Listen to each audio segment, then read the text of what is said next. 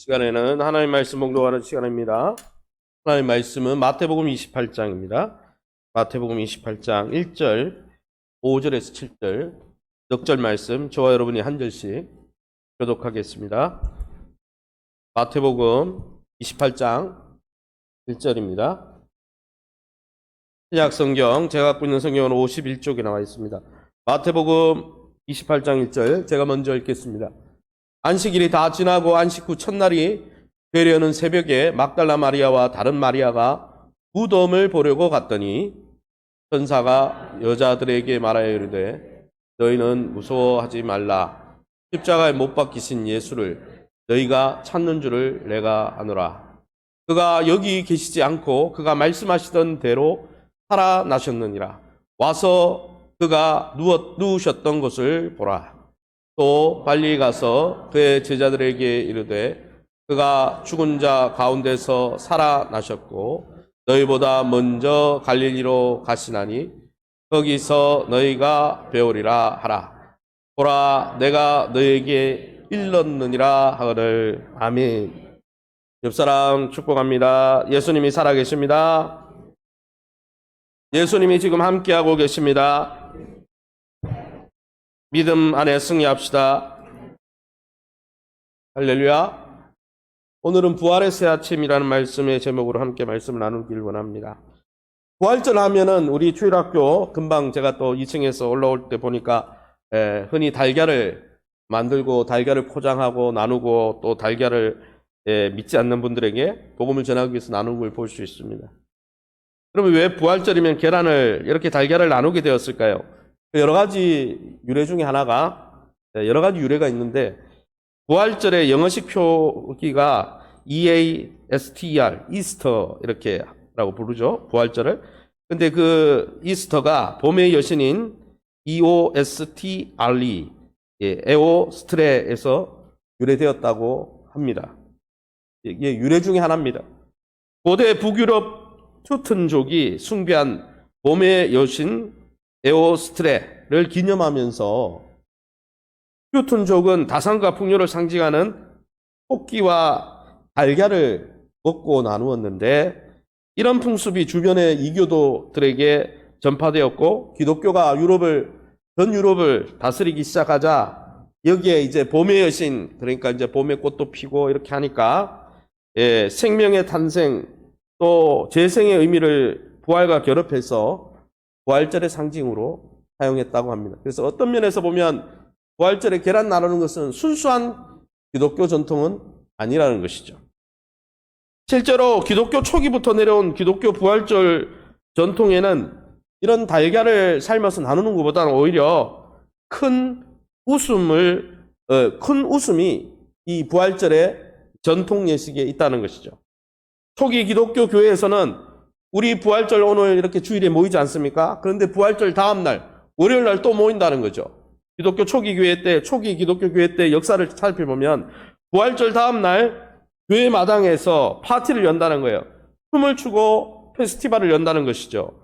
축제가 무르익을 때 항상 작은 마당극을 했다고 합니다. 그 마당극은 뭐냐? 사탄을 잡기 위한 덫을 만들고 그 덫의 미끼가 누구냐? 예수님이 이 사단이 이 덫에 걸려들도록 유혹하는 미끼가 되는 그런 마당극을 열었다는 거예요.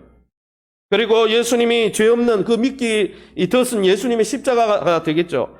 죄 없는 자가 죄 있는 자를 대신해서 죽는, 십자가 위에서 죽는 순간 그 십자가 덫에 사단이 걸려들어서 확 잡힌다는 거죠. 그러면 많은 그 마당극을 보는 사람들이 큰 소리로 웃으면서 조롱하는 웃음으로 결국은 사단이 저렇게 됐구나. 그게 부활절의 진짜 전통 중에 하나라는 것입니다. 이처럼 마귀는 성금요일에 예수님을 십자가에 못 박고 자기가 승리한 줄 알고 가룟 유다를 비롯해서 충동질했던 사람들과 함께 축배를 들었지만 부활절 새벽에 그 잔이 패배의 쓴 잔으로 바뀌었다는 거예요. 그것을 보면서 우리가 웃으면서 진짜 승리자는 우리야 이렇게 웃는 것이 부활절의 전통이 되었다는 것은 여러분 기독교에서 어떤 면에서는 십자가 죽음보다 더 중요한 상징이 있다면 그것은 큰 웃음으로 대변되는 부활이라는 거예요. 할렐루야. 마지막에 웃는 자가 승리자란 말이 있지 않습니까? 기독교는 마지막에 웃는 종교인 줄 믿으시기 바랍니다. 신자의 마지막은 죽음이 아니라 큰 웃음과 같은 부활입니다. 할렐루야.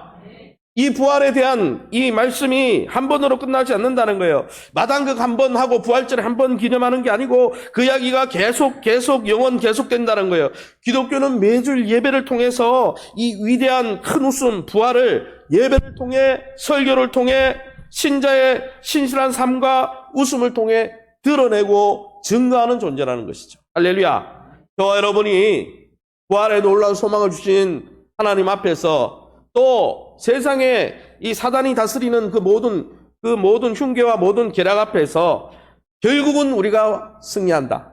날마다 하나님이 주시는 큰 미소로 화답할 수 있는 저와 여러분 될 수 있기를 예수 이름으로 축원합니다. 그럼 오늘 마태복음 28장을 통해서 우리가 믿고 의지하는 하나님은 어떤 분이십니까? 첫 번째는 우리 성자 하나님 예수 그리스도는 죄와 죽음의 권세가 득세한 이 세상을 그의 부활의 권능으로 새롭게 바꾸셨다는 거예요. 새롭게 이 죄와 죽음이 득세하는 이 세상을 새롭게 창조하셨다는 것이죠. 할렐루야. 마태복음 28장 1절, 2절, 6절을 같이 한번 제가 한 절, 여러분 한 절, 6절은 같이 읽겠습니다. 안식일이 다 지나고 안식 후 첫날이 되려는 새벽에 막달라 마리아와 다른 마리아가 무덤을 보려고 갔더니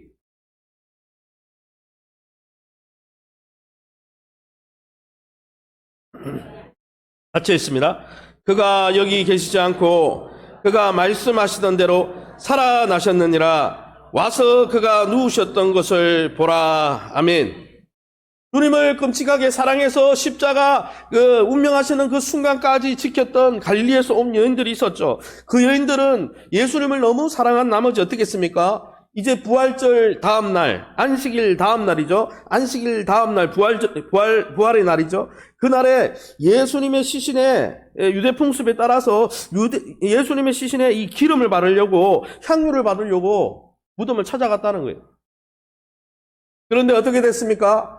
가면서 유대 무덤은 굴로 되어 있습니다. 그래서 큰 돌을 막아놨는데 특별히 예수님 무덤은 아무도 시체를 못 들고 가게 하려고 부활의 이야기가 그전부터 있었기 때문에 그저 부활한다는 계속 예고를 하셨기 때문에 봉인되어 있고 로마 군병도 있고 큰 돌이 있어서 움직일 수가 없는 거예요. 그것을 염려하면서 굴에 가봤더니 이 로마 군병들은 나자빠져 있고 이 굴을 막았던 큰 돌은 굴려져 있고 실제로 들어가서 이제 시신에 이 기름을 바르려고 갔더니 시신이 없는 거예요. 무덤을 찾아간 여인들을 기다린 것은 예수님의 시체가 아니고 빈 무덤이었습니다. 할렐루야. 오히려 그 굴 안에 들어가니까 예수님의 부활을 알리는 주의 천사만이 기다리고 있더라는 거예요. 여러분, 무덤에 묻히신 예수님은 무덤에 계시지 않고 살아나셨습니다. 할렐루야. 여러분, 무덤의 큰 돌조차 예수님의 부활을 막지 못했습니다. 여러분, 우리가 두려워하는 죄와 사망의 권세도 예수님의 그 약속된 메시아의 부활을 막지 못했다는 것입니다. 약속대로 여러분 죽음의 권세를 깨뜨리시고 부활의 첫 열매로 나타나셨다는 것입니다. 예수님의 탄생을 알렸던 주의 천사가 이번에도 이 여인들 찾아온 여인들을 향해서 주님이 부활했다는 소식을 전해주고 있습니다. 당시 무덤을 지키던 로마 군병들은 죽은 사람처럼 오늘 본문에 읽지 않았지만 죽은 사람처럼 사색이 되었고 주님을 섬기던 여인들은 예수님이 부활했다 그러니까 로마 군병들은 나자빠져 있죠. 무덤은 빈 무덤이죠. 천사는 부활했다고 그러죠. 그러니까 큰 두려움과 큰 기쁨으로 충만해서 제자들에게 달려갔다는 것입니다. 사랑하는 성도 여러분, 그러면 이 예수님의 부활 사건이 우리에게 주는 의미가 무엇입니까? 예수님은 진짜 부활하셨습니다. 할렐루야. 그러면 여러분, 부활이 믿는 우리에게 주는 의미가 뭡니까? 한번 따라합시다. 부활은 새로운 세상, 영원한 하나님 나라의 시작입니다. 여러분, 부활이 언제입니까? 안식일 다음 첫째 날입니다. 안식 후 그 다음 날이었어요. 여러분, 태초에 하나님께서 천지를 창조하실 때 여러분 공허한 아무것도 없는 무에서 첫째 날, 둘째 날, 셋째 날, 그리고 여섯째 날 사람을 만드시고 일곱째 날 안식하셨습니다. 안식하시고 그 다음 날 딱 되었을 때 그 새 아침에 어떤 세상이 열렸을까요?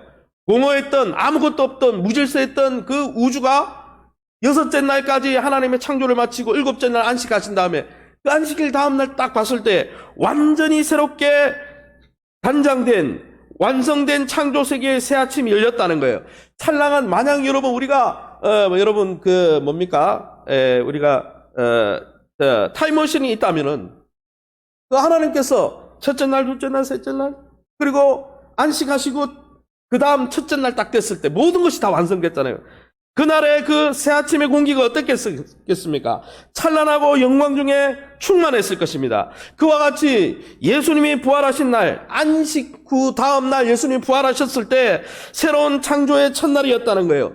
죄와 죽음으로 무질서하게 뒤덮였던 세상이 완전히 새로운 세상으로 재창조되었다는 것입니다. 할렐루야!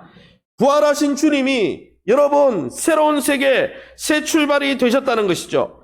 빈 무덤, 큰 지진, 천사 모두가 새 시대를 여는 새로운 상징들이라는 것입니다. 죽음에서 생명으로, 어둠에서 빛으로 완전히 새로운 세상을 여셨다는 거예요. 창세 때 하나님께서 안식 후 그 다음날 새로운 세상이 열린 것처럼 주님이 그렇게 하셨다는 것입니다. 부활을 통해서 다윗에게 약속하셨던 영원한 왕, 부활하셔서 영원한 왕이 되시고 그리스도가 되셔서 이제 그의 영원한 나라가 시작되는 첫날이 되었다는 것입니다. 사랑하는 성도 여러분, 예수를 믿는다는 것은 바로 이 부활에 참여하는 것입니다. 할렐루야! 부활하셔서 지금도 영원히 살아계시는 예수님이 왕노릇하는 영원한 하나님의 나라 백성이 되는 것이 바로 부활을 믿고 의지하는 것입니다. 할렐루야! 아무쪼록 사망 권세를 물리치시고 부활하셔서 믿는 자들에게 영원한 소망을 주시는 이 주님을 날마다 찬양하며 그 부활절 다음 날 모여서 마당극을 펼치면서 사단은 망했고 우리에게는 큰 승리가 있다고 웃었던 초대교회들처럼 날마다 마음껏 우리의 부활의 주님을 찬양하고 기뻐하시기를 예수님 이름으로 축원합니다. 더불어 이 부활하신 예수님을 내 인생의 주인으로 모시고 왕으로 예우하면서 하나님이 영원한 주님, 영원한 그리스도가 다스리는 영원한 나라에 함께 참여하는 저와 여러분 다 될 수 있기를 예수님 이름으로 축원합니다. 그래서 부활은 영원한 하나님의 나라의 시작이라는 거예요. 왜요? 다윗에게 분명히 이야기했거든요. 내가 너의 대를 잇는 이를 통해서 영원히 망하지 않는 영원히 계속되는 나라를 시작할 텐데 그 영원한 나라가 부활하신 그 주님을 통해서 영원히 계시는 주님을 통해 영원히 지속되는 날이 바로 부활절이라는 거죠. 그럼 오늘 본문을 통해서 또 깨닫게 되는 또 다른 진리가 무엇입니까? 두 번째는 성자 하나님은 오늘도 연약한 우리를 불러서 이렇게 새로운 세상, 새로운 나라, 새롭게 시작된 영원한 하나님의 나라를 알리는 홍보대사로 임명하시고 파송하신다는 것이죠. 마태복음 28장 7절, 10절, 16절, 17절 저와 여러분이 자막을 참조해서 함께 교독하겠습니다. 또 빨리 가서 그의 제자들에게 이르되 7절입니다. 죽은 자 가운데서 살아나셨고 너희보다 먼저 갈릴리로 가시나니 거기서 너희가 배우리라 하라. 보라 내가 너희에게 일렀느니라 하거늘 10절입니다. 이에 예수께서 이르시되 무서워하지 말라. 가서 내 갈릴리로 가라 하라. 거기서 나를 하시니라. 11 제자가 갈릴리에 가서 예수께서 지시한 산에 이르러 17절 예수를 배웁고 경배하나. 아멘. 부활하신 주님이 먼저 갈릴리로 가셔서 사랑하는 제자들을 기다리겠다 말씀하고 계십니다. 사실 십자가 지기 전부터 예수님은 3일 만에 부활할 것을 마태복음 16장 21절 또 17절 또 마태복음 23장 20절 그리고 19절 이렇게 17장 23절 20장 19절 이렇게 3번 이상 예수님이 부활하실 거라고 예고했습니다. 그런데 거기에 덧붙여서 부활하신 다음에 어떻게 할 것이냐. 마태복음 26장 32절에 부활하신 다음에 예루살렘에서 죽으셨잖아요. 예루살렘에 묻혔잖아요. 그런데 부활하시고 예루살렘에 있는 게 아니고 갈릴리로 다시 돌아가겠다라고 약속하셨다는 것이죠. 마태복음 26장 31절에서 32절에 이렇게 나와 있습니다. 그때에 예수께서 제자들에게 이르시되 오늘 밤에 너희가 다 나를 버리리라. 기록된 바 내가 목자를 치리니 양의 떼가 흩어지리라 하였느니라. 예수님의 십자가 고난을 예언한 거죠. 32절에 뭐라고 되어 있습니까? 그러나 내가 살아난 후에 너희보다 먼저 갈릴리로 가리라. 그런데 이 성경에 보면 이렇게 예언을 하셨는데 오늘 본문 부활하셔서 천사가 뭘 이야기합니까? 우리가 앞에 읽었던 본문 7절에 보면 천사가 살아나서 여러분 여인에게 뭐라고 하냐면 제자들에게 제발 전해 주십시오. 여인들에게 이야기한 거죠. 제자들에게 가서 꼭 전하세요. 예수님이 부활하셨는데 갈릴리로 가실 거니까 갈릴리에서 만나라고 이야기해 주세요. 예전에 예수님이 예언했던 것처럼 갈릴리로 가신답니다. 그래서 10절에 보니까 10절에 또 예수님이 직접 부활하셔가지고 뭐라고 이야기합니까? 여인들이 무서워하고 있으니까 여인들을 만났습니다. 만나가지고 내 형제들에게, 제자들을 이야기해줘. 내 형제들에게 갈릴리로 가라. 거기서 나를 보리라. 갈릴리 가라고 또 두 번 이야기했어요. 부활하셔서. 그리고 실제로 어떻습니까? 16절에 보니까 11제자가, 가룟 유다를 제외한 11제자가 갈릴리로 가서 예루살렘에서 갈릴리까지 여행을 가서 부활하신 예수님을 거기서 경배했다라고 강조하고 있습니다. 세 번씩이나 여러분 당시 유대 사회 또 종교적으로 정치적인 중심 수도는 예루살렘입니다. 이스라엘의 세상의 중심은 예루살렘이었습니다. 그런데 왜 예루살렘을 버려두고 예수님은 변방에 갈릴리로 가라. 갈릴리에서 만나자. 내가 갈릴리에서 만나자고 그 전에 이야기했지. 갈릴리에서 만나자고. 그렇게 왜 갈릴리를 강조하고 있는 것일까요? 첫 번째는 부활하신 예수님은 자신을 반기고 영접한 주님의 제자를 갈릴리에서 회복시켜 주길 원하신다는 거예요.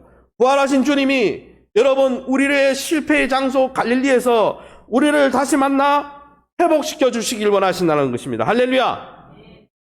사실 말씀드렸듯이 종교 중심지는 예루살렘입니다. 변방에 불과한 갈릴리를 주님은 뭐라고 이야기합니까? 이제는 변방이 세계의 중심이 되리라. 할렐루야.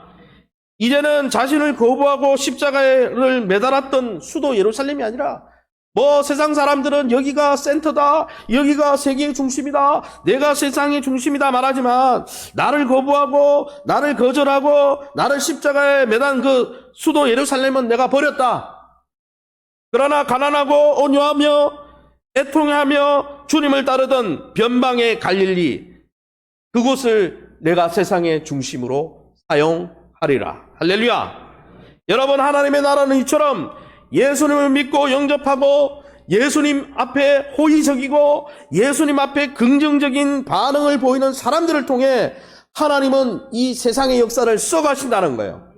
세상에 돈이 많고 스펙이 좋고 많은 연봉을 받고 세상에 아주 똑똑한 사람을 사용하는 것이 아니라 여러분 예수 그리스도를 주인으로 모시고 그분을 호의적으로 대하고 때로는 신앙 때문에 실패하기도 하고 또 11제자들처럼 다 도망가기도 하고 베드로처럼 3번이나 부인하고 자빠지고 쓰러지는 한이 있더라도 주님을 믿고 쫓는 그 사람들을 주님이 세계의 중심으로 삼아 사용하신다는 것입니다.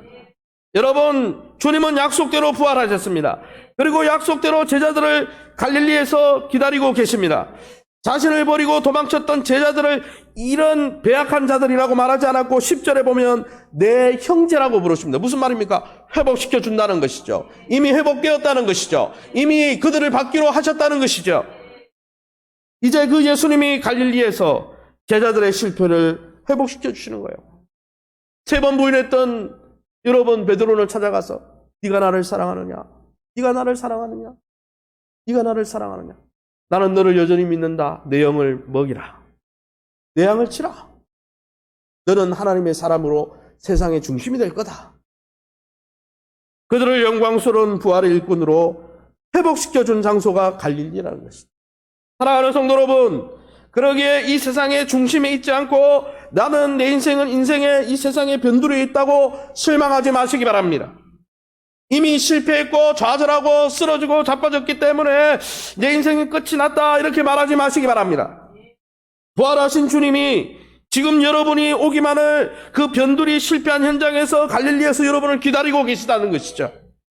그 주님께 지금 나가기만 하면 놀라운 회복과 부활을 경험하게 될 것입니다. 새로운 출발을 시작하게 될 것입니다. 주님이 그렇게 분명히 하실 것입니다. 여러분을 들어 세상의 중심으로 삼아 여러분 하나님의 역사를 이루게 하실 것이랍니다. 할렐루야. 그러기 여러분 세상에서 내세울 것 하나 없는 주변인과 같은 우리 인생일지라도 주님은 부활하셔서 받아주시고 기다려주시고 다시 기회를 주시고 그 주님을 의지하고 부활의 주님 앞으로 달려나가시기를 예수님 이름으로 축원합니다. 그러면 왜 예루살렘이 아니라 갈릴리였습니까? 두 번째 이유는 자신을 반기고 영접했지만 실패했던 제자들에게 주신 사명을 갈릴리에서 새롭게 하시려고 갈릴리로 부르신다는 것이죠. 사실 갈릴리는 예수님께서 제자들을 맨 처음에 부르신 장소였습니다. 그래서 어떻게 보면 예수님의 제자들은 크게 학벌이 좋은 사람이 없어요. 유일하게 학벌이 좋은 사람이 있다면 사도 바울이 뒤늦게 들어온 사도 바울이 학벌이 좋았죠. 그렇다고 여러분이 뭐 공부를 하지 말라, 학업을 전혀 하지 그 말이 아닙니다. 주님은 약해도 강하게 사용하신다는 것이죠. 여러분 부활하신 예수님이 맨 처음에 불렀던 갈릴리로 돌아가셔서 그 갈릴리에서 다시 제자들을 만나주시면 어떤 제자들입니까? 예수님을 다 부인하고 버리고 도망치고 예수님을 3번이나 모른다 그러고 저주한 실패한 제자들입니다. 그들을 다시 왜 만나십니까? 그들에게 회복시켜 주시고 그들을 세상의 중심으로 사용하시기 위해서 할 뿐 아니라 새로운 사명을 주시려고 만나셨다는 거예요. 부활 전에는 그들을 부르실 때 뭐라 그랬습니까? 내가 너희를 사람 낚는 어부가 되게 하리라 하셨는데 부활하신 이후 주님은 뭐라고 그럽니까?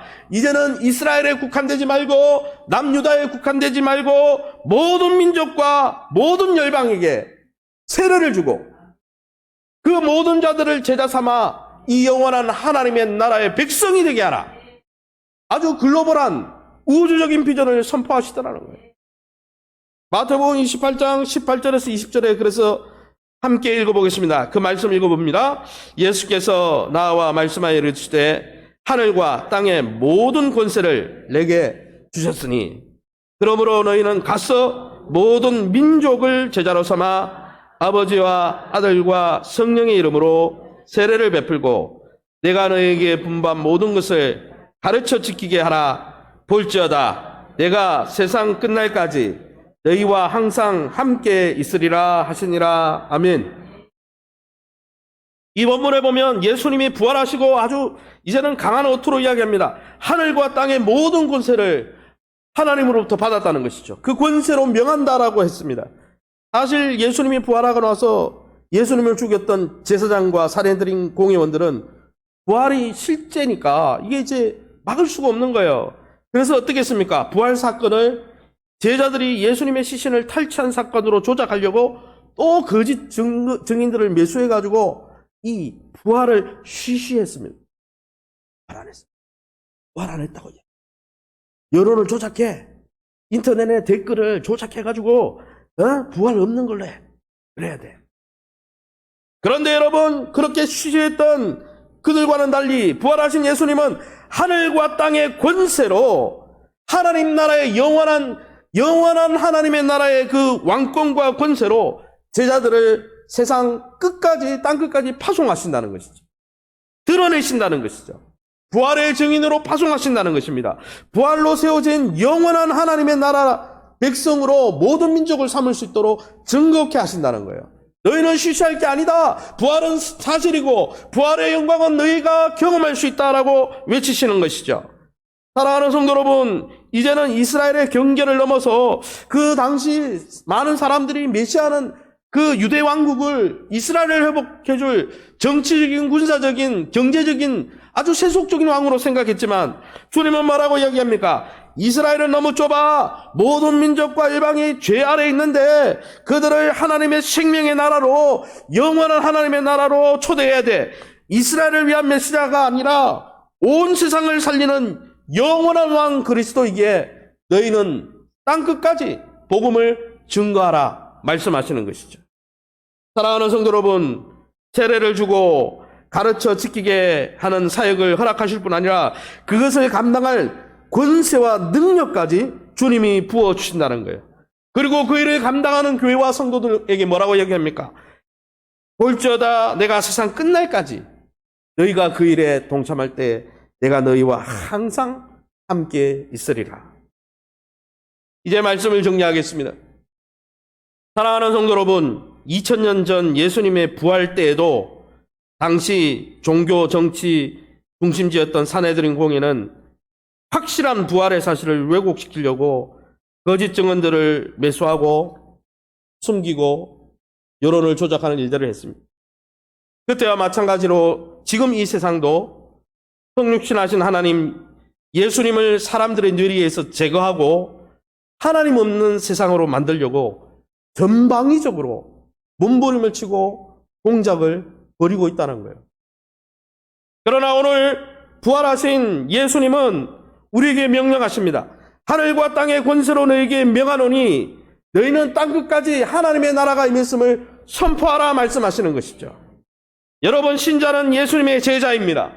제자가 무엇입니까? 우리의 소속이 하나님께로 이동되어지고 이제는 하나님의 나라 왕 메시아 그리스도께 전적으로 순종하는 영원한 나라의 백성이 바로 제자라는 것입니다. 여전히 하나님이 없는 것처럼 하나님의 통치를 깡그리 무시하고 사는 이 세상에서 영원한 하나님 나라 백성으로 살아가는 제자들에게 주님은 내가 너와 함께하리라. 부활의 권능으로 함께 주리라. 말씀하고 계시다는 것이죠. 두세 사람이 주님의 이름에 모인 곳에도 주님이 함께해 주겠다고 약속하고 계시다는 것입니다. 아무쪼록 오늘도 그 큰 능력과 권세를 가지시고 여전히 우리 중에 좌정에 계신 주님의 임재를 믿고 확신하시기 바랍니다. 그 주님의 능력을 믿고 부탁하신 제자 삼는 영원한 하나님의 나라를 선포하는 사역을 잘 감당하시기 바랍니다. 부활하신 주님의 임재와 확신 가운데 이 주님의 지상 명령을 끝까지 순종하며 주님 주시는 영원한 복의 통로로 쓰임 받으시기를 예수의 이름으로 축원합니다. 한번 기도하겠습니다. 하나님 아버지, 네 감사합니다. 귀한 부활절 초대교회 동방정교회가 부활절 다음날 모여서 연극을 벌이며 십자가 이 틀에 마귀가 걸려들기를 기다리며 예수님이 십자가 지실 때 마귀가 덥석 그 틀을 물고 그 쓰러지는 장면을 보면서 부활의 의미를 되새기고 크게 웃으며 우리가 영원한 승리자라고 고백했던 그 고백이 우리의 고백이 되게 도와 주시옵소서.